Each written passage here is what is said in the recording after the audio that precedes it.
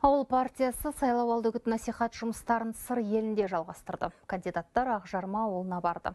Сырдария ауданына қарасты бұл елді мекенде күріш өсіріп өңдейтін кәсіпорын бар. Қожалық мал шаруашылығымен де айналысады.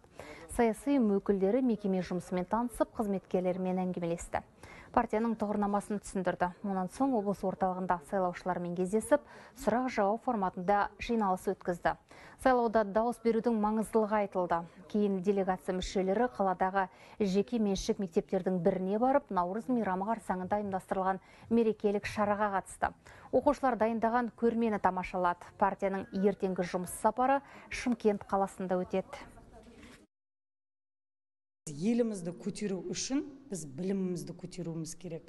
Білім көтерілген жағдайда бар салада дамиды. Биыл сайлаудың ерекшелігі мықты деген мен танитын кісілер осы сайлауға қатысуда.